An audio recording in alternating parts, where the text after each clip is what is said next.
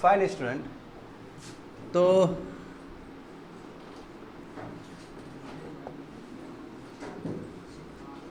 English grammar, और आज हम लोग पढ़ेंगे वॉइस। तो ये वॉइस का क्लास नंबर 1 होगा।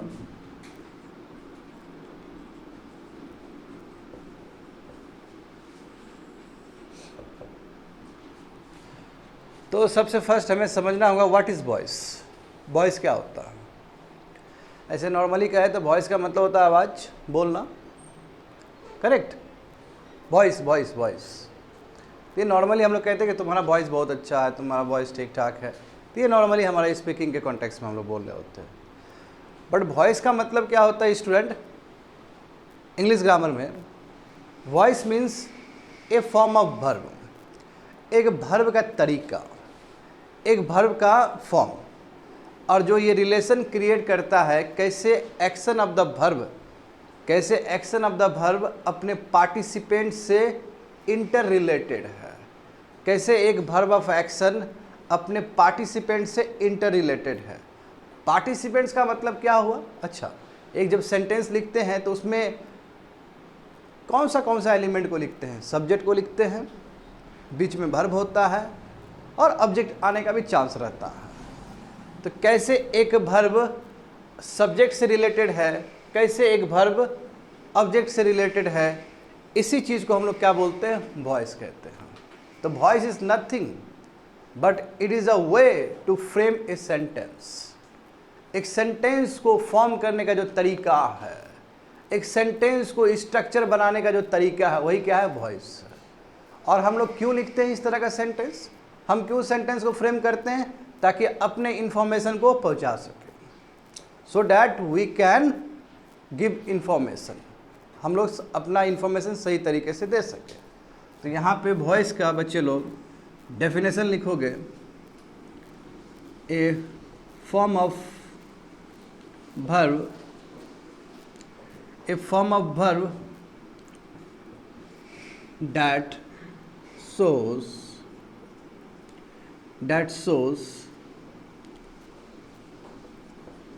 relationship between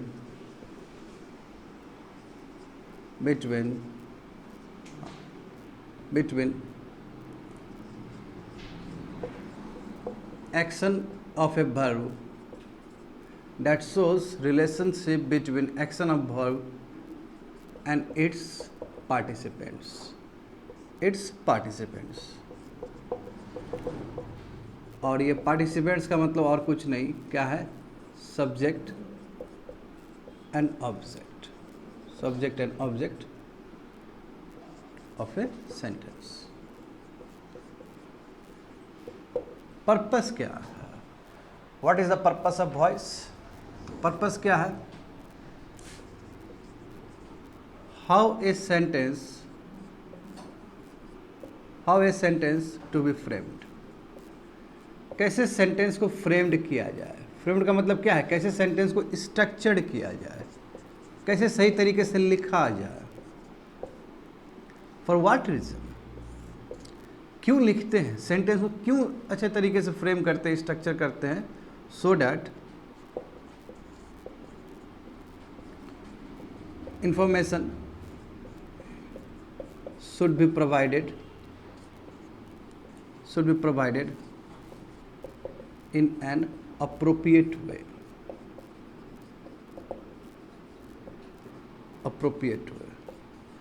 ताकि अपने इंफॉर्मेशन को सही तरीके से हम लोग बता सके, दे सके। तो ये वॉइस का डेफिनेशन है, ये वॉइस का डेफिनेशन है, ये बिल्कुल वॉइस का ही रेलेवेंस है। और वॉइस में कर क्या रहे होते हैं? तो वॉइस में हम लोग इन्फॉर्मेशन को सही तरीके से पहुंचा रहे होते हैं। तो ये बेसिक्स है वॉइस का, इसको लिख लोगे अच्छे से, और इस पे हम लोग फिर से आएंगे, बात करेंगे इस पे। वॉइस जनरली वॉइस 2 टाइप के होते हैं, 2 टाइप्स के होते हैं। Active voice and passive voice and passive voice. Active voice and passive voice. ठीक है, कितने टाइप के होते हैं स्टूडेंट्स? वॉइस 2 टाइप्स के होते हैं, active voice and passive voice. तो एक्टिव वॉइस का क्या खासियत है? इसमें subject perform action of a verb. Subject performs action of a verb. अभी समझाते हैं इसका मतलब। एंड पैसिव वॉइस में क्या होता है? Subject receives action of a verb।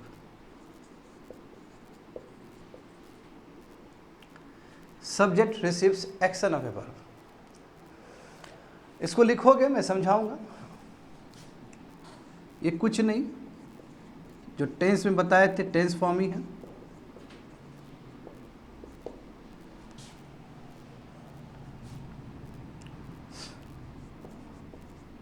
He plays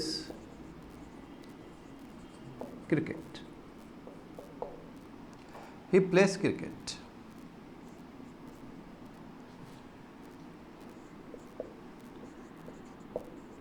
Cricket is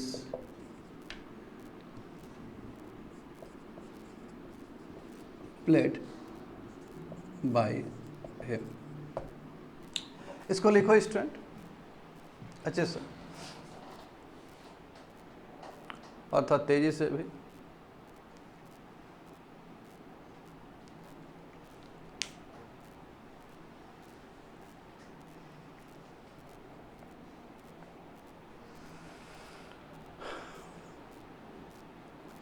देखो, सब्जेक्ट, ऑब्जेक्ट, वर्ब, इस चीज का तो ज्ञान है तुम लोग को, करेक्ट? हाँ। देखो यहां समझो, छोड़ दो, अभी लिखना बंद कर दो, I'll give you स्पेस। यहाँ पे देखो स्टूडेंट, नहीं समझ में आएगा तो दिक्कत हो जाएगा। ये देखो, पहले इसको देखते हैं फिर उसके तरफ चलते हैं। वॉइस कितने टाइप के होते हैं? 2 टाइप्स के होते हैं, active voice and passive voice. Active voice में क्या होता है, जो कि नॉर्मली हम लोग सेंटेंस लिखते हैं, सब्जेक्ट क्या होता है? सब्जेक्ट अपना कोई कार्य कर रहा होता है। सब्जेक्ट क्या है? डूअर है। सब्जेक्ट क्या है? परफॉर्मर है। अच्छा, सब्जेक्ट तो बहुत टाइप का हो सकता है। यदि तुम लोग को टेंस, जो हम लोग जिस पे हम लोग चर्चा किए हैं टेंस पे, तो टेंस पे बताया गया ना स्टूडेंट, सिंपल वाला लो, सिंपल प्रेजेंट टेंस। अच्छा, सिंपल प्रेजेंट टेंस भी state of action, state of being और स्टेट ऑफ पोजीशन, याद है? तो स्टेट ऑफ एक्शन में ही तो सब्जेक्ट कार्य कर रहा था, बाकी जगह पे स्टेट ऑफ बीइंग और स्टेट ऑफ पोजीशन में सब्जेक्ट कोई कार्य नहीं कर रहा था। बस सब्जेक्ट के बारे में स्टेटस बताया जा रहा था और सब्जेक्ट के बारे में पोजीशन बताया जा रहा था, ओनरशिप बताया जा रहा था। काम कहाँ पे कर रहा था? केवल स्टेट ऑफ एक्शन में। नॉर्मली सब्जेक्ट बहुत तरीके से काम कर सकता है, सेंटेंस में आ सकता है। और सब्जेक्ट को कैसे डिकोड करते हैं? हु और व्हाट से, हु और व्हाट से डिकोड करते हैं हम लोग। जब सब्जेक्ट कोई कार्य करे, जब सब्जेक्ट कोई कार्य करे तो वो एक्टिव वॉइस के अंदर आएगा, जो कि नॉर्मल हम लोग सेंटेंस लिखते हैं। जितना भी अभी टेंस का बताया गया स्ट्रक्चर, वो सब क्या है? एक्टिव वॉइस है, क्योंकि वहाँ पे सब्जेक्ट काम कर रहा है। जैसे बच्चे लोग ये देखो, बताओ तो कौन सा टेंस यहाँ पे लिखे हैं? He plays cricket, simple present tense, सही बात है ना? सिंपल प्रेजेंट टेंस में क्या स्ट्रक्चर बनेगा? एस प्लस V1 या V5 plus object oblique phrase बनाना यहाँ पे। तो यानी कि टेंस जो लिखते हैं हम लोग, टेंस नहीं लिख रहे हैं एक्चुअली, वो एक्टिव वॉइस ही है। तो कैसे हम बता सकते हैं कि टेंस ही एक्टिव वॉइस है? क्योंकि टेंस का जो स्ट्रक्चर है उसमें सब्जेक्ट काम कर रहा है। यदि सब्जेक्ट काम कर रहा है, सब्जेक्ट परफॉर्मर है, देखो क्या लिखा गया है? Subject performs action of a verb. Verb का जो एक्शन है वो कौन परफॉर्म करेगा? सब्जेक्ट करेगा। यानी कि जो वर्ब सब्जेक्ट के साथ जुड़ा हुआ है और उसका एक्शन परफॉर्म करने के लिए कौन आएगा? सब्जेक्ट आएगा। समझ गए ना? जैसे देखो बच्चे लोग यहाँ पे बताओ, ये क्या है? ही क्या है? सब्जेक्ट। प्ले क्या है? प्लेस क्या है? वर्ब। और क्रिकेट क्या है? ऑब्जेक्ट है। तो ये जो प्ले है, वर्ब है, इसमें एक्शन कौन कर रहा है? ये कर रहा है। और इसका असर कहाँ पड़ रहा है? क्रिकेट पे। तो यहाँ पे देखो सब्जेक्ट क्या कर रहा है? वर्ब का एक्शन को परफॉर्म कर रहा है। तो इस तरह का जो स्ट्रक्चर होगा, इस तरह का जो सेंटेंस होगा, उसको क्या बोलेंगे? एक्टिव वॉइस बोलेंगे। आया समझ में? अब इसका सब्जेक्ट ये है, अच्छे सुनोगे भाई, चलो इसका सब्जेक्ट ये है, इसका वर्ब ये है, और इसका क्या है, ये ऑब्जेक्ट है, ऑब्जेक्ट है। बट पैसिव वॉइस में क्या है, पैसिव वॉइस में ऐसा नहीं है। जो इसका सब्जेक्ट था, अच्छा तुम लोग कंफ्यूज रहोगे कि ये सब्जेक्ट किसके बारे में बोल रहे हैं, ये सब्जेक्ट हम इसका बात कर रहे हैं। इसका जो सब्जेक्ट था यानी कि subject of the active voice, subject of the active voice, यानी कि इसका जो सब्जेक्ट था, कायदे से इसका सब्जेक्ट का मतलब क्या है कि जो एक्शन परफॉर्म करे, बट यहाँ पे ऐसा नहीं हुआ। यहाँ पे क्या है कि जो सब्जेक्ट है वो एक्शन को रिसीव कर रहा है, जस्ट लाइक ऑब्जेक्ट। ऑब्जेक्ट यहाँ पे ऑब्जेक्ट रिसीव कर रहा है ना एक्शन, ऑब्जेक्ट का काम है एक्शन को रिसीव करना, वर्ब से जो एक्शन हो रहा है उसको रिसीव करना। सब्जेक्ट का काम क्या है, एक्शन को करना। तो यहाँ पे क्या हुआ, कॉन्ट्रास्ट हो गया। यहाँ पे क्या हुआ कि सब्जेक्ट अब कोई काम नहीं कर रहा है, सब्जेक्ट क्या कर रहा है, एक्शन को रिसीव कर रहा है। ठीक कॉन्ट्रास्ट है ना। तो ऐसे वॉइस को, ऐसे स्ट्रक्चर को हम लोग क्या कहेंगे, पैसिव वॉइस कहेंगे। क्योंकि यहाँ पे नॉर्मली क्या हो रहा है, subject receive action of verb, subject यहाँ काम नहीं कर रहा। अच्छा ये सब्जेक्ट के बारे में बात कर रहा हूँ तो ब्रैकेट में लिख लो, ये सब्जेक्ट और कुछ नहीं, ये क्या है तुम्हारा सब्जेक्ट ऑफ एक्टिव वॉइस, ये भी लिख लो, ऐसे ब्रैकेट में लिख सकते हो। ये जो सब्जेक्ट है यानी कि एक्टिव वॉइस में सब्जेक्ट क्या कर रहा था, काम कर रहा था, बट पैसिव वॉइस में वही जो सब्जेक्ट है काम नहीं कर रहा है, इनफैक्ट दूसरा कोई काम कर रहा है और वो काम को रिसीव कर रहा है, रिसीविंग एंड में, वो just behave like a object. ये सब्जेक्ट यहाँ पे ऑब्जेक्ट बन गया। तो इस तरह का जो स्ट्रक्चर होगा, इस तरह का जो स्ट्रक्चर का फ्रेम होगा, उसको क्या कहेंगे, पैसिव वॉइस कहेंगे। आया समझ में ये चीज़। तो यहाँ पे देखो सब्जेक्ट हुआ ये, अच्छा ही का ऑब्जेक्ट क्या होगा, हिम, प्रोनाउन में पढ़े हो ना, ही का ऑब्जेक्ट क्या होगा, हिम होगा। और क्रिकेट चूंकि नाउन है उसको वैसे ही रखोगे, उसको चेंज नहीं कर सकते। जो अप्रोप्रिएट नाउन है वो सेम रहेगा, चाहे वो सब्जेक्ट हो चाहे ऑब्जेक्ट हो। क्रिकेट देखो यहाँ पे ऑब्जेक्ट है ना, मैं ये नाउन है, तो इसको आप चेंज नहीं कर सकते, ये एज इट इज आपको रखना पड़ेगा। तो इसका जो ऑब्जेक्ट यहाँ पे सब्जेक्ट बना, इसका जो सब्जेक्ट है यहाँ पे ऑब्जेक्ट बना, और ये जो वर्ब है, इस वर्ब को हमने क्या किया, मॉडिफाई किया इस फॉर्म में। अभी हम बात करेंगे कैसे मॉडिफिकेशन किया आता है, बट यहाँ तो तुमको समझना पड़ेगा। तो यहाँ पे देखो ये क्या हो गया, इस पैसिव वॉइस का सब्जेक्ट ये हो गया और इस पैसिव वॉइस का ऑब्जेक्ट ये हो गया। बट ये जो सब्जेक्ट है ये तो एक्टिव वॉइस का ऑब्जेक्ट है, हाँ, और ये जो हिम जो ऑब्जेक्ट है यहाँ, वो तो एक्चुअली एक्टिव वॉइस का सब्जेक्ट है। तो इसलिए जो सब्जेक्ट होगा एक्टिव वॉइस का, वो इस बार काम नहीं करने जा रहा है, वो क्या करने जा रहा है, वर्ब के एक्शन को रिसीव करने जा रहा है। ये समझ में आया ना, बार बार मैं रिपीट कर रहा हूँ क्योंकि ये इंट्रोडक्टरी क्लास है। अब ये दो चीज़ समझ में आया तो अब इसको समझो, जो तुम लोग लिखे हो ये वाला चीज़। अब यहाँ पे समझो, a form of verb, a form of verb, यहाँ पे यही वर्ब हुआ और यहाँ पे यही वर्ब हुआ, दोनों ही देखें क्योंकि वॉइस में दोनों ही चीज़ आएगा, एक्टिव वॉइस भी आएगा, पैसिव वॉइस भी आएगा। यानी कि फॉर्म ऑफ वर्ब है जो क्या दिखा रहा है, जो रिलेशन दिखा रहा है action of verb, action of verb with its participants.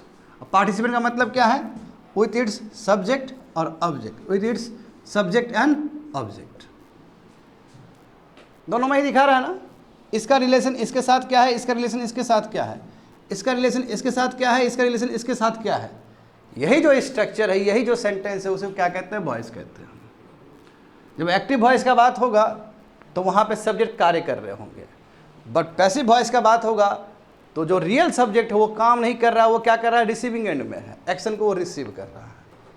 तो देखो इस तरीके से भी आप सेंटेंस स्ट्रक्चर कर सकते हो, फॉर्म कर सकते हो, और इस तरीके से भी आप सेंटेंस को फ्रेम कर सकते हो। सही बात है ना, चाहे ये तरीका हो चाहे ये तरीका हो, आफ्टर ऑल आपका ऑब्जेक्टिव क्या था, इन्फॉर्मेशन को पहुंचाना, कि वो क्रिकेट खेलता है, करेक्ट।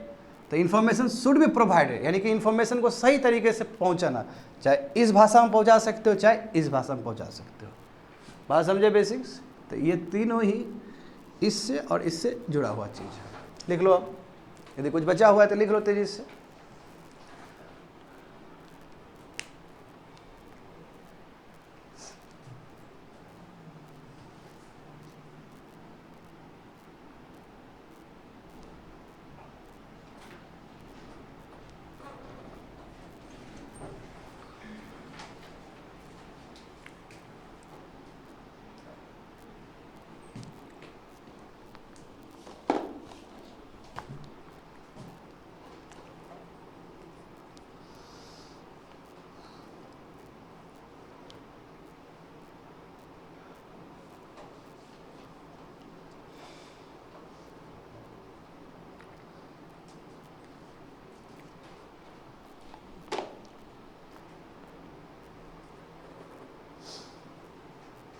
मिटा दे। चलो तो अब देखते हैं condition.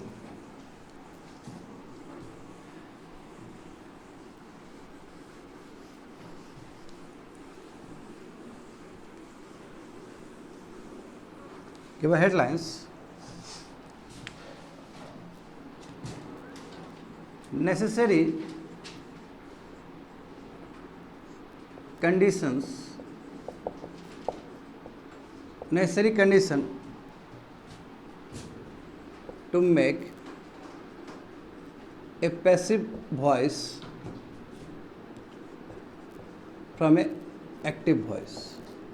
AB stand for active voice, PB stand for passive voice. यानी क्या क्या इंपॉर्टेंट कंडीशंस है, हाँ, जो कि हमें ध्यान में रखना होगा पैसिव वॉइस बनाते वक्त। ठीक है, तो एक्टिव वॉइस दिया गया है, एक्टिव वॉइस से यदि आप पैसिव वॉइस बनाना चाहते हो तो क्या क्या कंडीशंस को हमें देखना होगा। नंबर 1 कंडीशन,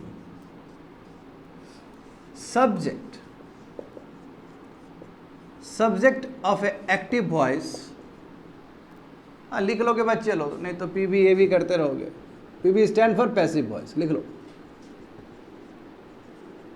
नोट्स अच्छा बनाओ, बाद में भी काम आए। A B stand for active voice. Subject of a active voice should be a performer. क्या हो एक्टिव वॉइस का? अच्छा, एक्टिव वॉइस का मतलब टेंस वाला, बोले ना, एक्टिव वॉइस एग्जैक्टली टेंस के स्ट्रक्चर के साथ मैच कर जाता है स्टूडेंट। तो जो हम लोग टेंस चर्चा किए इससे पहले, इस क्लास से पहले, वो कुछ नहीं, वो एक्टिव वॉइस ही चर्चा किए हैं। सिंपल तरीके से बोला जाए, बस स्टेट ऑफ बीइंग और स्टेट ऑफ पोजीशन को साइड कर दो। बाकी जहाँ पे देखो, जहाँ पे मेन वर्ब आया, मेन वर्ब मतलब V1 से V5 तक आया ना, वो सभी क्या है, एक्टिव वॉइस है, क्योंकि सभी जगह पे सब्जेक्ट काम कर रहे होंगे। तो जितना भी टेंस का चर्चा हुआ V1 से लेकर V5 तक, वो सभी क्या है, एक्टिव वॉइस है। तो अब देखो यहाँ पे क्या कंडीशन क्या है, पहला कंडीशन क्या है कि जो सब्जेक्ट होना चाहिए एक्टिव वॉइस का, वो परफॉर्मर होना चाहिए, तभी जाके क्या होगा, पैसिव वॉइस उसका बन सकता है। एग्जांपल देखो, सिंपल ही देते हैं अभी, आई प्ले फुटबॉल। अच्छा, किस वॉइस में लिखा गया ये, एक्टिव वॉइस में कि पैसिव वॉइस में? एक्टिव वॉइस में, क्योंकि टेंस के फॉर्म में होगा तो एक्टिव वॉइस कहेंगे। आई क्या है, सब्जेक्ट, तो ये मैच कर गया ना। हाँ बिल्कुल, ये क्या है, एक्टिव वॉइस है, ऐसे लिख लोगे, एक्टिव वॉइस यानी कि टेंस फॉर्म में है। तो इसका मतलब इसका बन सकता है पैसिव वॉइस, आई प्ले फुटबॉल। क्यों? क्योंकि यहाँ पे सब्जेक्ट है। तो सब्जेक्ट जो होना चाहिए एक्टिव वॉइस को, वो परफॉर्मर होना चाहिए, केवल सब्जेक्ट होने से नहीं होगा। जैसे एग्जांपल देखो, यहाँ पे मैं लिखता हूँ, आई में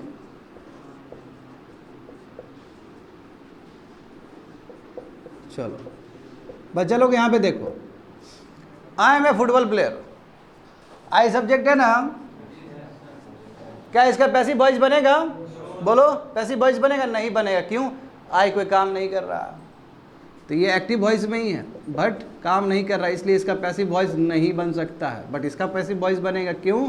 क्योंकि सब्जेक्ट काम कर रहा है। सब्जेक्ट यहाँ पे क्या, परफॉर्मर है, बट यहाँ पे सब्जेक्ट परफॉर्मर नहीं है। नंबर 1 कंडीशन आया समझ में ये चीज़? चलो लिख लो इसको अच्छे से।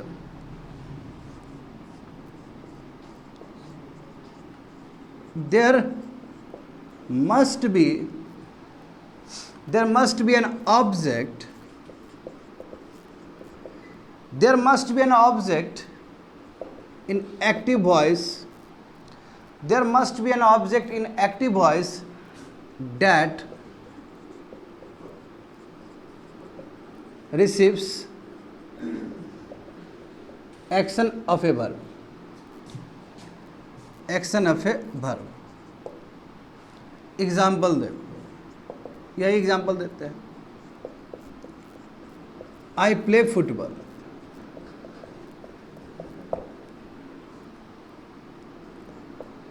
आई गो टू टेम्पल। चलो 2 सेंटेंस है हमारे पास, फटाफट लिखो, तेजी से लिखो।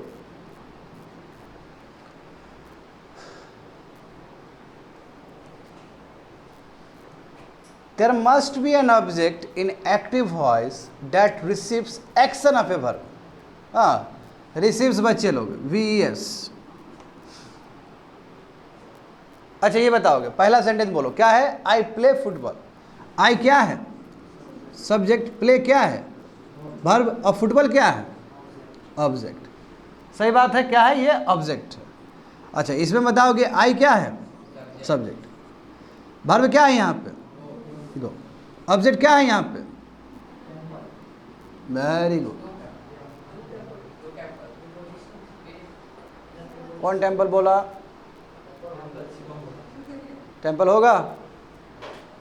क्या है टेम्पल? तो टेम्पल नहीं होगा बच्चा। यहाँ पे कैसे होगा टेम्पल बताओ तो? जब प्रीपोजिशन आ जाता है तो फिर सब्जेक्ट का ऑब्जेक्ट नहीं बनता, यानी कि वर्ब का कभी ऑब्जेक्ट नहीं बनता। अच्छा सब्जेक्ट का ऑब्जेक्ट ही वर्ब का ऑब्जेक्ट है। तो जैसे ही यहाँ प्रीपोजिशन आ गया, बढ़िया सुनो, जैसे ही यहाँ प्रीपोजिशन आ गया, ये कभी भी ऑब्जेक्ट नहीं बन सकता है सब्जेक्ट का या वर्ब का। तो कहने का मतलब क्या कि यहाँ पे ऑब्जेक्ट, वर्ब का जो ऑब्जेक्ट मिसिंग है, नहीं है। बट यहाँ वर्ब का ऑब्जेक्ट क्या है? फुटबॉल है, यहाँ प्रेजेंट है। क्योंकि ये जो टेम्पल देख रहे हो, ये टेम्पल ऑब्जेक्ट है, वो प्रीपोजिशन का ऑब्जेक्ट है, टू का ऑब्जेक्ट है, तो उससे कोई लेना देना नहीं है। हमारा काम क्या है? ऑब्जेक्ट होना चाहिए जो कि एक्शन को रिसीव करे, वर्ब को एक्शन को रिसीव करे, यानी कि वर्ब का ऑब्जेक्ट होना चाहिए। अब वर्ब का ऑब्जेक्ट ही सब्जेक्ट का ऑब्जेक्ट है। तो देखो खाली ये हो गया तो उसमें खुश होने की जरूरत नहीं है, ये कंडीशन भी मेट होना चाहिए। तो इसका क्या होगा? देखो इसका, ये अभी एक्टिव वॉइस में है ना, तो ये पैसिव वॉइस बनेगा। क्यों पैसिव वॉइस बनेगा? पहला कंडीशन तो फुलफिल हो गया कि भाई सब्जेक्ट है और सब्जेक्ट काम भी कर रहा है, पहला कंडीशन। वर्ब भी है और इसमें ऑब्जेक्ट भी है जो एक्शन को रिसीव कर रहा है। आ रहा है समझ में क्या बोल रहे हैं? इसमें भी सब्जेक्ट है, काम कर रहा है सब्जेक्ट, यहाँ पे भी सब्जेक्ट काम कर रहा है, बट ऑब्जेक्ट ही नहीं है। जब एक्टिव वॉइस में ऑब्जेक्ट नहीं है तो कभी भी उसका पैसिव वॉइस नहीं बन सकता है।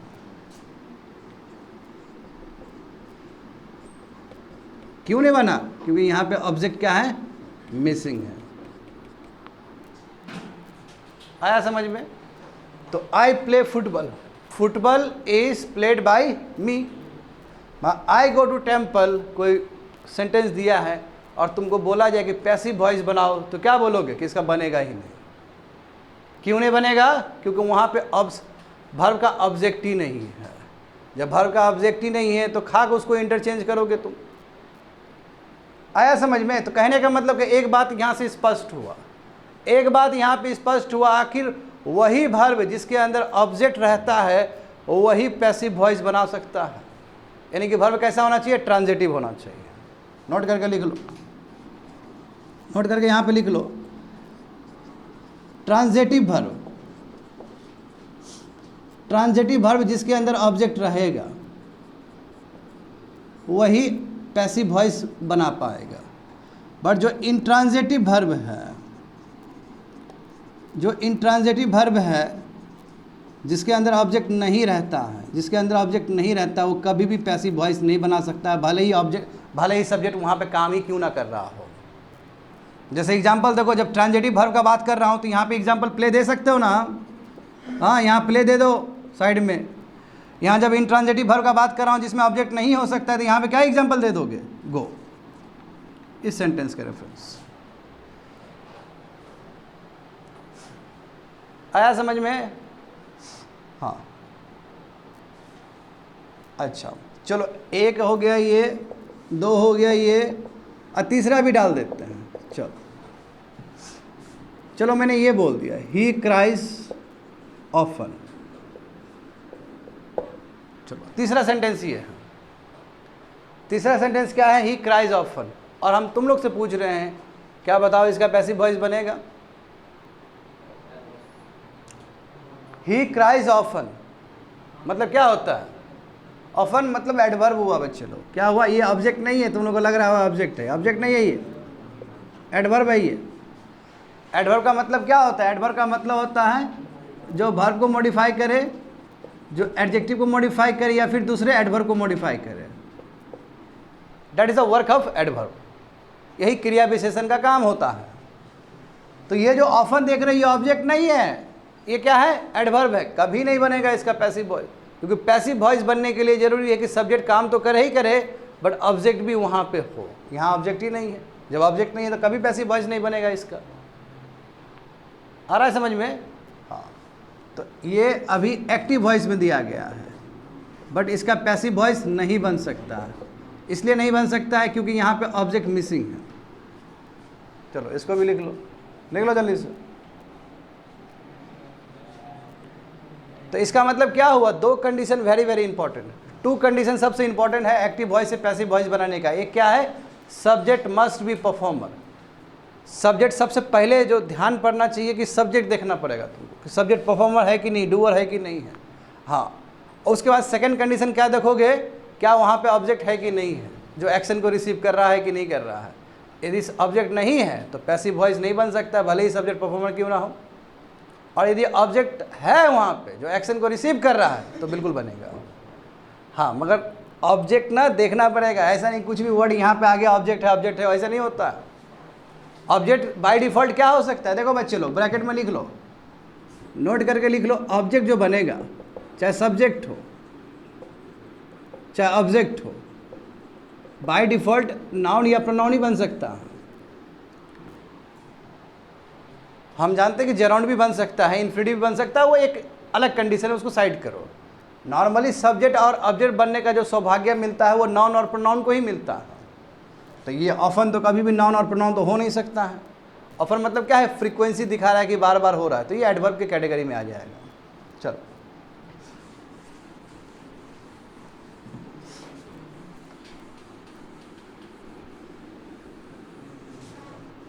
हो गया। यदि दो कंडीशन फुलफिल हुआ, तो यदि दो कंडीशन तुमको दिख गया, दोनों कंडीशन, तो तीसरा ट्रीटमेंट क्या होगा? यानी कि थर्ड स्टेप क्या होगा? हाँ, थर्ड स्टेप क्या होगा? Subject of active voice becomes object of passive voice and object of active voice becomes subject of passive voice। अब क्या है इसका मतलब तो समझो। जैसे एग्जांपल देखो, आई प्ले क्रिकेट। बच्चे लोग दोनों कंडीशन फुलफिल हो गया ना, फर्स्ट कंडीशन सेकंड कंडीशन। यहाँ पे सब्जेक्ट है, ये वर्ब है, और ये क्या है? ऑब्जेक्ट है। तो यानी कि यहाँ सब्जेक्ट भी है, वर्ब भी है, ऑब्जेक्ट भी है, पक्का इसका पैसिव वॉइस बनेगा। तो पैसिव वॉइस बनाने के लिए हमें क्या करना होगा? पैसिव वॉइस बनाने के लिए इसका जो सब्जेक्ट है उसको ऑब्जेक्ट बनाना होगा, और इसका जो ऑब्जेक्ट है उसको सब्जेक्ट बनाना होगा। आया समझ में? तो पैसिव वॉइस में सब्जेक्ट क्या होगा? पैसिव वॉइस में सब्जेक्ट वही होगा जो एक्टिव वॉइस में ऑब्जेक्ट है। एक्टिव वॉइस में ऑब्जेक्ट है। पैसिव वॉइस में ऑब्जेक्ट क्या होगा? जो कि एक्टिव वॉइस में सब्जेक्ट है। आई का ऑब्जेक्ट क्या होगा? आई क्या है? सब्जेक्ट है। तो मी क्या है? इसका ऑब्जेक्ट होगा। और चूंकि क्रिकेट है, क्रिकेट क्या है? तुम्हारा एक नाउन है, तो नाउन को चाहे सब्जेक्ट हो या ऑब्जेक्ट हो उससे भी रखा जाता है। प्रोनाउन बदलते हैं, देखो प्रोनाउन चेंज होता है स्टूडेंट। यहाँ पे ये भी लिख लो, प्रोनाउन सब्जेक्ट से ऑब्जेक्ट करोगे तो चेंज होगा, जरूर चेंज होगा, बट नाउन कभी भी चेंज नहीं होता। नाउन सब्जेक्ट से ऑब्जेक्ट करोगे तो नेवर चेंज, कभी चेंज नहीं होगा, वो सेम ही रहेगा। जैसे एग्जांपल देखो, आई है तो आई मी बन जाएगा, वी है तो क्या बन जाएगा? अस बन जाएगा। बट नाउन में मान लो किसी का नाम है, लेट से राहुल, तो राहुल चाहे सब्जेक्ट हो चाहे ऑब्जेक्ट हो, इट विल रिमेन सेम। समझ गए? तो देखो अब क्या बनेगा इसका? हाँ, यहाँ का ऑब्जेक्ट है, पैसिव वॉइस में सब्जेक्ट बनाओ इसको, तो cricket remain same, cricket is played by, I क्या हो जाएगा? हाँ, ये बताएंगे कि ये कैसे आया अभी थोड़ा नेक्स्ट स्टेप में। भाई ये समझ में आ गया ना तुमको कि एक्टिव वॉइस का जो ऑब्जेक्ट है यहाँ सब्जेक्ट बन गया, और एक्टिव वॉइस का जो सब्जेक्ट है यहाँ पे, यहाँ क्या बन गया? ऑब्जेक्ट बन गया। That is our work in step number 3, step number 3 में यही लिखा गया। देखो समझो यहाँ पे, subject of active voice, subject of active voice becomes object of passive voice, subject of active voice becomes object of passive voice, and object of active voice becomes subject of passive voice। समझ गए? इसका object यहाँ पे subject, इसका अब subject यहाँ पे object. भाई ये होने के लिए जरूरी है कि पहला दो कंडीशन क्या है कि सब्जेक्ट परफॉर्मर होना चाहिए और वहाँ पे ऑब्जेक्ट होना चाहिए जो एक्शन को रिसीव करे। समझ गए ना? वो दो कंडीशन फुलफिल होगा तभी ये कंडीशन तुम लगा सकते हो, तभी ये चीज़ कर सकते हो। अदरवाइज बीच में छोड़ देना और बोलना है कि ये पैसिव वॉइस नहीं बन सकता। चलो इसको लिख लो तेजी से।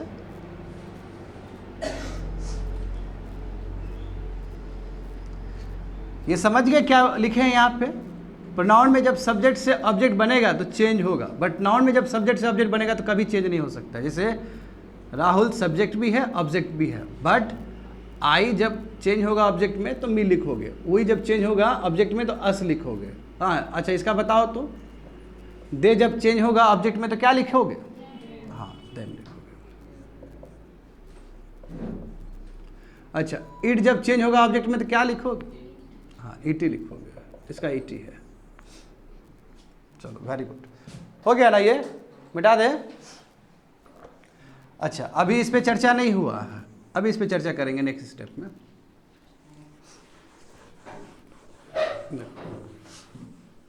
It's okay pause. चलो स्टेप नंबर 4, यहाँ पे देखोगे स्टूडेंट। हाँ यहाँ पे देखो, वर्ब ऑफ एक्टिव वॉइस। यहाँ देखो verb of active voice, verb of active voice should be changed into its participle form V3 and use an appropriate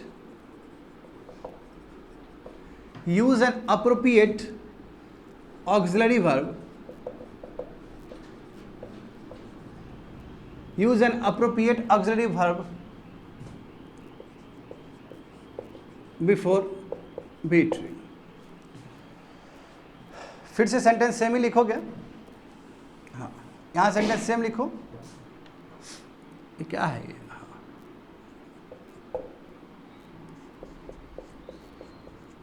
I play cricket, ठीक है। इसका ये क्या है? एक्टिव वॉइस, क्योंकि एक्टिव वॉइस क्या है? टेंस का ही फॉर्म है। और पैसिव वॉइस में क्या लिखा गया है? क्रिकेट इज प्लेड बाय मी। अब यहाँ समझो क्या लिखा गया है। यहाँ पे ध्यान दोगे अच्छे से। जो वर्ब है एक्टिव वॉइस का, अच्छा एक्टिव वॉइस का वर्ब क्या है बताओ जल्दी से। यू एक्टिव वॉइस का वर्ब क्या है? तुम बोलो। हाँ देखो देख के बोलो जल्दी से। एक्टिव वॉइस का वर्ब क्या है? हाँ ये क्या है? ये प्ले है। यहां समझो verb of active voice, verb of active voice should B change into its participle form. इसको क्या फॉर्म में चेंज करना है? पार्टिसिपल फॉर्म में चेंज करना है। पार्टिसिपल फॉर्म समझते हो ना? V3। देखो V1 को क्या बोलते हैं? बेस फॉर्म कहते हैं। क्या बोलते हैं? Base form. V2 क्या बोलते हैं? Past form. क्या कहते हैं? Past form. V3 को क्या बोलते हैं? हाँ past participle form, past participle form. V4 को क्या बोलते हैं? हाँ प्रेजेंट पार्टिसिपल फॉर्म। और V5 को क्या बोलते हैं? Singular verb. ये ना बोलते हैं जी। हाँ तो क्या लिखा गया है? इट्स। हाँ चलो इसको ऐसे करो, लिख दो पास्ट पार्टिसिपल फॉर्म। तो क्या करना है? चाहे कुछ भी वर्ब हो, यहाँ पे कुछ भी वर्ब हो, यहाँ पे कुछ भी वर्ब मतलब V1 से लेके V5 तक ही क्यों ना हो, हाँ इसमें V3 भी आ जाएगा, यहाँ पे भी आ सकता है, क्योंकि हम जानते हैं ना टेंस में, परफेक्ट टेंस में V3 लगता है, परफेक्ट टेंस में V3 लगता है। यहाँ पे कुछ भी वर्ब हो V1 से V5 तक, जब हम पैसिव वॉइस लिखेंगे तो हमेशा हमारा ख्याल होना चाहिए कि V3 आए। V3 को ही क्या बोलते हैं, पास्ट पार्टिसिपल फॉर्म कहते हैं। तो यहाँ पे क्या लिखा गया कि वर्ब ऑफ एक्टिव वॉइस को चेंज करना है उसके पार्टिसिपल फॉर्म में। इसका पार्टिसिपल फॉर्म क्या होगा, प्लेड, प्ले, प्लेड और प्लेड, और उसके बाद प्लेइंग और प्लेस, है ना। तो V3 इसको चेंज करना है V3 में, वही लिखा गया पास्ट पार्टिसिपल फॉर्म, मतलब इसको V3 में चेंज करना है। और उतना ही नहीं स्टूडेंट, उससे पहले क्या करना है, अप्रोप्रिएट ऑक्सिलरी वर्ब यूज़ करना है। वर्ब को ऑक्सिलरी वर्ब मतलब हेल्पिंग वर्ब को यूज़ करना है। अप्रोप्रिएट वर्ड लिखा गया, समझो इसका मतलब क्या है कि ऐसे नहीं कि आंख बंद कर कुछ भी यूज़ कर दोगे, देखोगे कि ये कौन से टेंस में लिखा गया है, देखोगे कि ये कौन से टेंस में, बताओ तो कौन से टेंस में लिखा गया है, SPT सिंपल प्रेजेंट टेंस। जब ये सिंपल प्रेजेंट टेंस में लिखा गया है तो इसके लिए जो ऑक्सिलरी वर्ब होगा वो क्या होगा, एम होगा, इज होगा या फिर आर होगा। क्या होगा, एम होगा, इज होगा, आर होगा। तो यहाँ पे क्रिकेट के साथ ना ही एम लगा सकते हो और क्रिकेट के साथ ना ही तुम आर लगा सकते हो, इसलिए यहाँ सबसे अप्रोप्रिएट ऑक्सिलरी वर्ब क्या हो जाएगा, इज हो जाएगा। हालांकि ये भी समझेंगे बाद में, अभी समझो कैसे ऑक्सिलरी वर्ब का यूज़ होता है। और उसके बाद प्ले जो V1 फॉर्म है उसको कन्वर्ट कर दिया हम लोग V3 में। आया समझ में ना। तो वर्ब ऑफ एक्टिव वॉइस, जो वर्ब है एक्टिव वॉइस का, उसको पास्ट पार्टिसिपल में चेंज करना है, उसके V3 में चेंज करना है। बट उतना ही नहीं, उससे पहले अप्रोप्रिएट ऑक्सिलरी वर्ब भी यूज़ करना है। अप्रोप्रिएट का मतलब डिपेंड करता है कि जो एक्टिव वॉइस है वो कौन से टेंस में लिखा गया है। वो यदि SPT में लिखा गया तो उसके लिए ऑक्सिलरी वर्ब ये होगा। कोई मान लो कि सिंपल पास्ट टेंस में लिखा गया तो फिर उसके लिए ऑक्सिलरी वर्ब दूसरा होगा। जैसे एग्जांपल देखो, यहाँ पे मैंने लिखा है कि I played cricket, I played cricket. बताओ बच्चे लोग ये कौन सा वॉइस है, एक्टिव वॉइस है, कौन सा टेंस है, ये कौन सा टेंस है, जल्दी बताओ। Simple past tense. इसको कन्वर्ट करो। अच्छा इसमें भी है ना, सब्जेक्ट है, ऑब्जेक्ट है और वर्ब है। इसका मतलब बनेगा इसका passive voice, cricket was played by me। तो यहाँ तो देखो ऑक्सिलरी वर्ब दूसरा आया ना, इज नहीं आएगा, दूसरा आएगा। क्यों, क्योंकि ये जो टेंस था वो क्या था, सिंपल पास्ट टेंस। तो डिपेंड करता है कि टेंस किस स्ट्रक्चर किस फॉर्म में लिखा गया एक्टिव वॉइस। यदि एक्टिव वॉइस का जो स्ट्रक्चर है, एक्टिव वॉइस का जो टेंस है, उसके आधार पे हमें ऑक्सिलरी वर्ब यूज़ करना होगा। बट वर्ब कुछ भी हो, एक्टिव वॉइस में वर्ब कुछ भी हो, उसका V3 ही बनेगा। देखो ना, ये एक्टिव वॉइस में क्या V2 था ना, यहाँ पे ये V2 है, ये V2 था ना। जब ये V2 था तो यहाँ क्या बना, V3 बना। ये प्लेड और ये प्लेड अंतर है बच्चे लोग, ये V3 है, क्योंकि जानते हो ये इसको रेगुलर वर्ब कहते हैं। प्ले, प्लेड, प्लेड, प्लेइंग और प्लेस, V2 और V3 सेम लगता है देखने में, बट ये V2 नहीं है, ये क्या है, V3 है। और इस तरह का जो वर्ब होता है जहाँ पे V2 और V3 मैच कर जाए उसको क्या बोलते हैं, रेगुलर वर्ब कहते हैं। तो आया ये समझ में कि एक्टिव वॉइस का वर्ब को चेंज करना है उसके पास्ट पार्टिसिपल फॉर्म में, यानी कि V3 में चेंज करना है, और उससे पहले अप्रोप्रिएट ऑक्सिलरी वर्ब यूज़ करना है। ये देखते हुए कि एक्टिव वॉइस का टेंस कौन सा है, लिख लो इसको। अभी भी कंप्लीट नहीं हुआ, अभी ये बचा हुआ है ना, अभी भी बचा है। तो अभी तक हम लोग ये कर लिए, ये कर लिए, ये कर लिए और ये बचा हुआ। चलो इसको भी देखते हैं।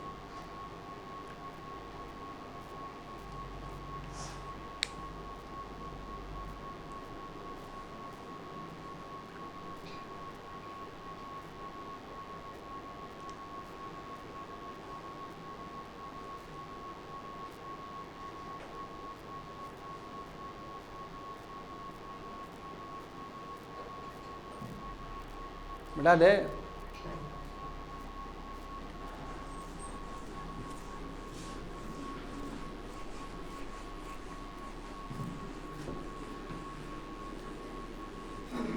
देख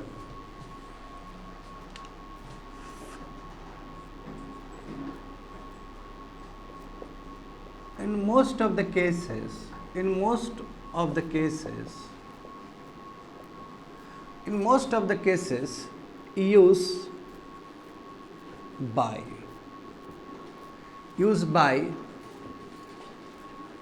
before, हाँ before किसके पहले लिखे तुम? हाँ before object of passive voice. हाँ ऑब्जेक्ट ऑफ पैसिव वॉइस का मतलब क्या है? वो सब्जेक्ट ऑफ एक्टिव वॉइस हुआ। Active in most of the cases use by before object of passive voice. हाँ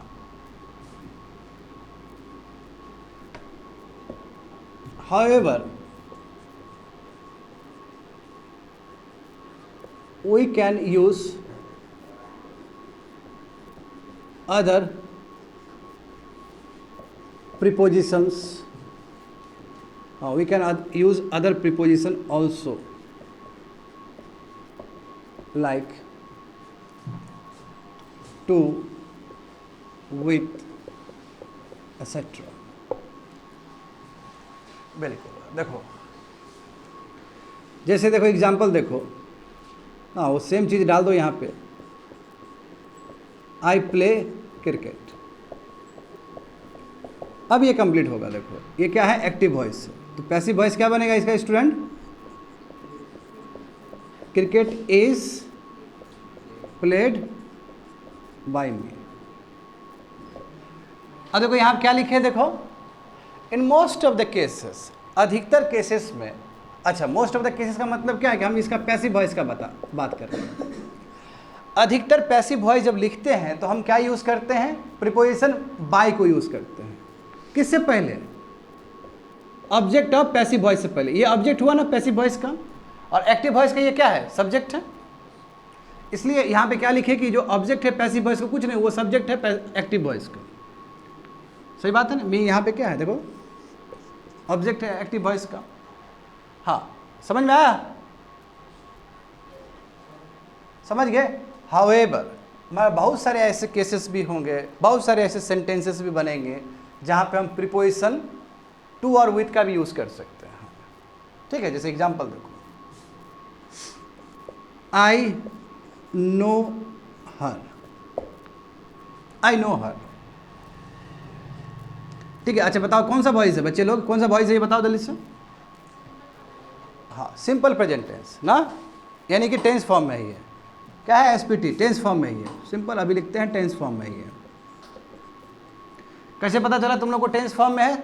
यहाँ पे देखो जैसे कैसे पता चला, क्योंकि यहाँ पे V3 यूज़ नहीं है और ना ही पहले उससे ऑक्सिलरी वर्ब यूज़ है। एक ये भी तरीका हो सकता है पहचानने का, या दूसरा तरीका क्या होता है कि सब्जेक्ट काम कर रहा है और उसके इमीडिएटली वर्ब ऐड है, तो जाहिर सी बात है ये टेंस फॉर्म में है, एक्टिव वॉइस में ही है। तो इसको जब पैसिव वॉइस में बनाओगे तो क्या होगा? She is known to me. आया ना प्रीपोजिशन ये, she is known to me, बन गया अलग। तो बहुत सारे ऐसे सेंटेंसेस भी बनेंगे पैसिव वॉइस में जहाँ पे जरूरी नहीं कि बाई यूज़ हो। हाँ मगर ये बात तो स्पष्ट है, अधिक से अधिक जो बनता है पैसिव वॉइस में वहाँ पे बाई ही यूज़ होता है, यही यूज़ होता है। बट कई ऐसे सेंटेंस हो सकते हैं जहाँ पे बाई यूज़ ना हो, जहाँ पे टू भी यूज़ हो सकता है। और देखो एक विथ का भी देख लेते हैं। वाटर फिल्स ए टैंक। चलो इसको नंबर 2 कर दो, इसको 3 कर दो। ये कौन सा टेंस में लिखा गया जरा बताना हमको। वाटर फिल्स ए टैंक, एसपीटी यानी कि टेंस फॉर्म में ही है। हाँ ये टेंस फॉर्म में है। चलो इसको हमें अच्छा ये पैसिव वॉइस बनेगा, बनेगा ना। वाटर कुछ काम कर रहा है ना, यहाँ पे वाटर काम कर रहा है और इसका असर किस पे पड़ रहा है? टैंक पे, क्योंकि इमीडिएटली वर्ब से जुड़ा हुआ है।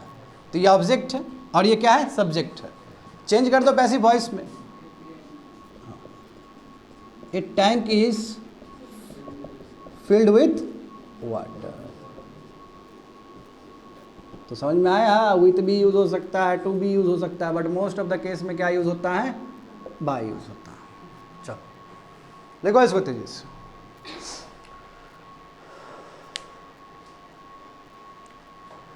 हाँ कल किसी ने मुझे सवाल पूछा क्या सर एट यूज़ हो सकता है? तो एट भी यूज़ हो सकता है, एक्सेट्रा है ना यहाँ पे, और भी यूज़ हो सकता है। हम लोग एक्सप्लोर करेंगे आने वाले समय में, अभी तो बस कॉन्सेप्ट लो, फिर इस पे काम करना है। बहुत सारा प्रीपोजिशन यूज़ किया जा सकता है, मगर जो सबसे अधिक जो प्रीपोजिशन यूज़ होगा वो क्या होगा? बाय होगा।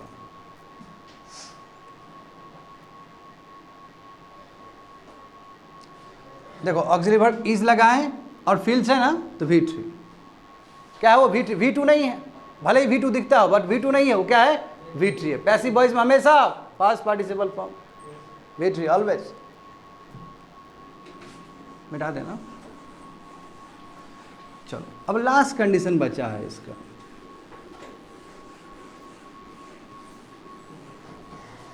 Sixth one.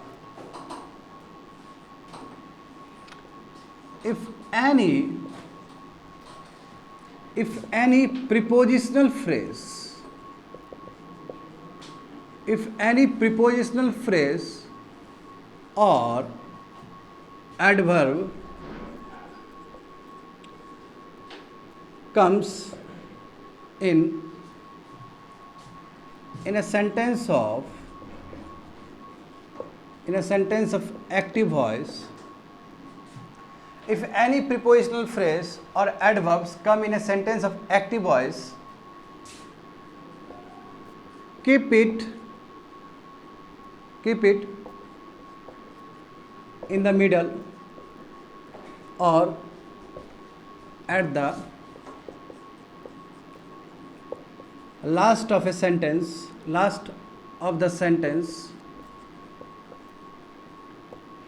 of passive voice, depending on the requirement.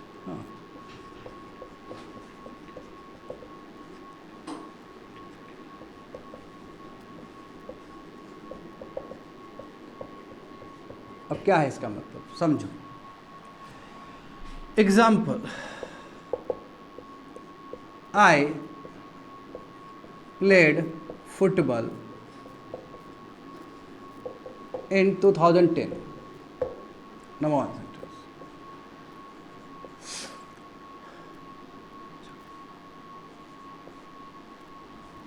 हाँ, he plays cricket regularly.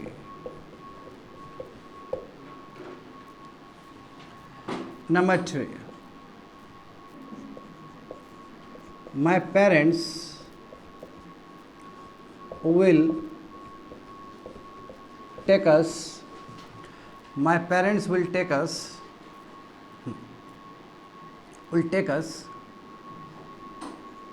to the park.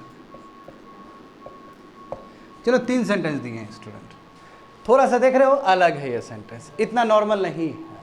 क्यों? देखो तो यहाँ प्रीपोजिशनल फ्रेज जुड़ गया, प्रीपोजिशन बाद कुछ भी आ जाए तो प्रीपोजिशनल फ्रेज,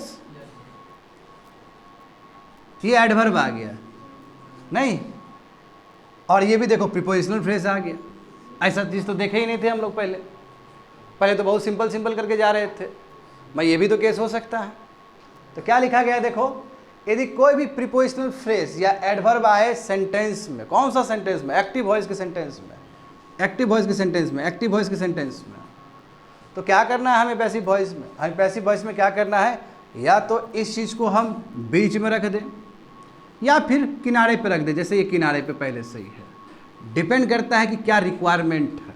यदि बीच में रख रहे हैं तो उससे यदि सेंटेंस में मीनिंग क्रिएट नहीं हो रहा है तो बीच में नहीं रखेंगे, लास्ट में रखेंगे। तो डिपेंड करता है कि मीनिंग क्रिएट हो रहा है कि नहीं हो रहा है। चलो अब मीनिंग कैसे क्रिएट होता है तो वो समझते हैं थोड़ी देर में। पहले ये बताओ बच्चे, ये क्या है? एक्टिव वॉइस है, ये। अच्छा, पहचानो तो कौन सा टेंस में लिखे हैं इसको?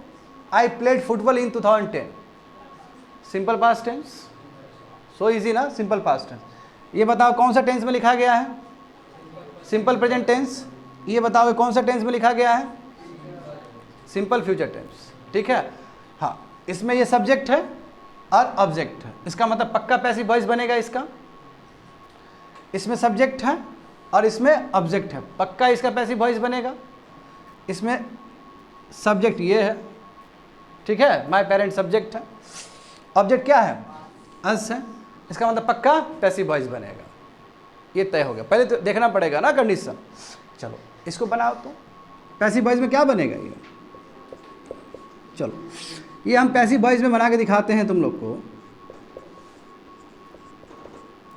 Football was played in 2010 by me. एक सेंटेंस तुम्हारे पास ये है, दूसरा सेंटेंस तुम्हारे पास ये है, football was played by me in 2010। ठीक है, चलो इस पे भी काम करते हैं। Cricket is played by me regularly. एक ये बना देते हैं, cricket is played regularly by me. दिख रहा है ठीक से तुम लोग को? हाँ, अच्छे से लिखोगे। अब इसका मैं इधर लिख देता हूँ, ठीक है, इधर कम स्पेस है इसलिए। हाँ, we will be taken by our parents।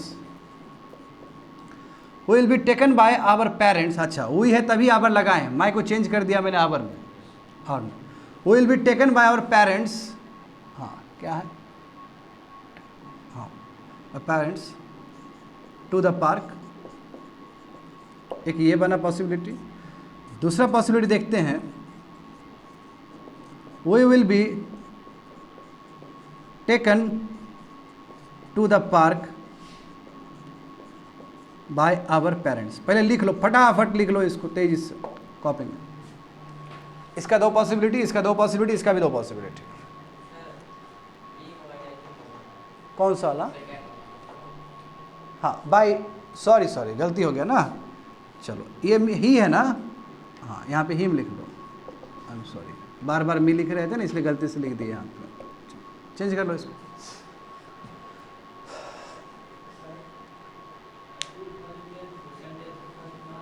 हाँ,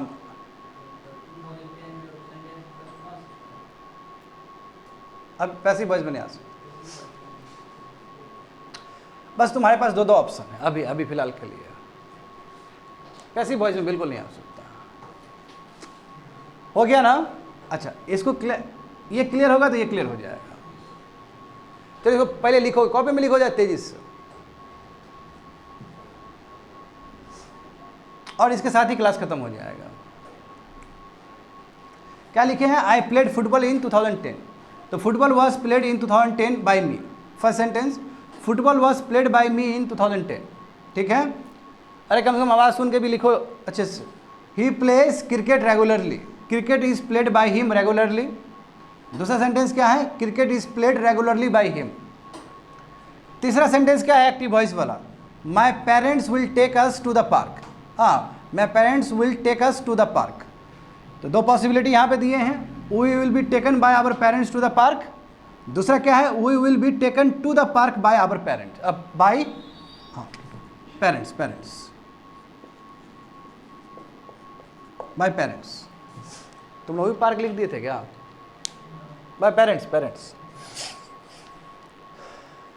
हो गया ना? चलो अब बताओ। हाँ, ये दोनों में ज़्यादा अप्रोप्रिएट कौन सा लग रहा है? सेकंड वाला अप्रोप्रिएट लग रहा है?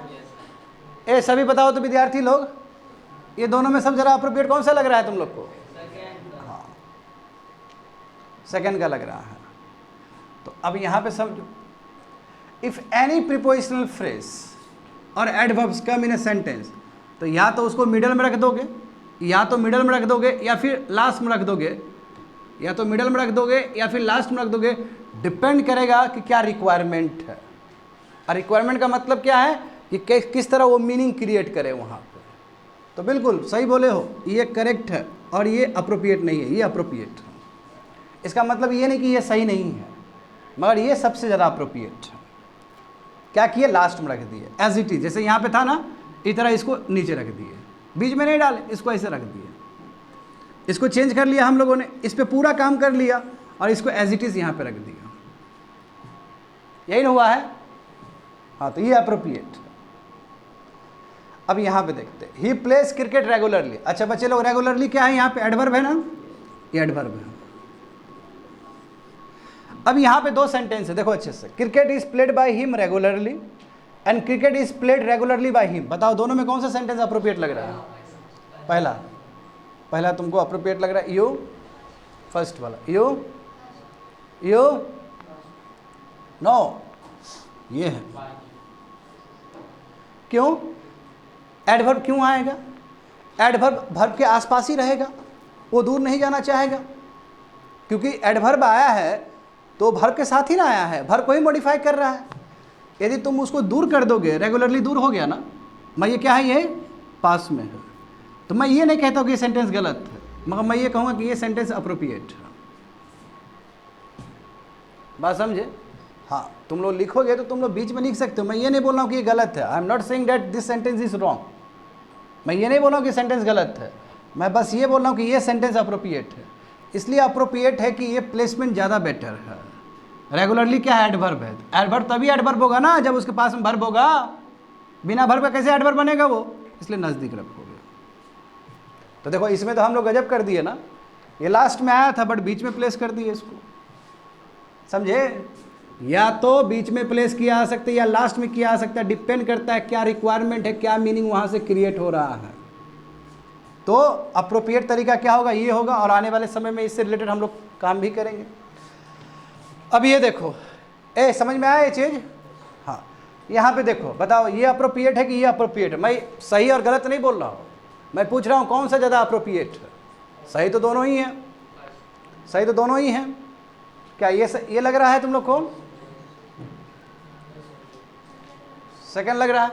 और बताओ स्टूडेंट, यू सेकंड लग रहा है? बाकी तुम बोलो, फर्स्ट वाला you, this is more appropriate. बहुत अच्छा। जब टू है, टू का मतलब क्या है, कहीं पहुंचने का बात, I am going to market, to से मार्केट जुड़ा हुआ है ना, कि हमारा रास्ता कहाँ क्लियर है, मार्केट, मैं यहाँ पे हूँ, मार्केट की तरफ जा रहा हूँ, यहाँ मार्केट है। तो जब ये है तो जाने दो ना उसको, क्या रोक रहा है उसको? इसमें बताओ पेरेंट्स रोक रहा है बीच में आके, और यहाँ पे बच्चा लोगों को पहले पहुँचा दे रहा है पेरेंट्स, यानी कि we will be taken to the park, हम लोग पार्क पे ले जाए जाएंगे, किसके द्वारा?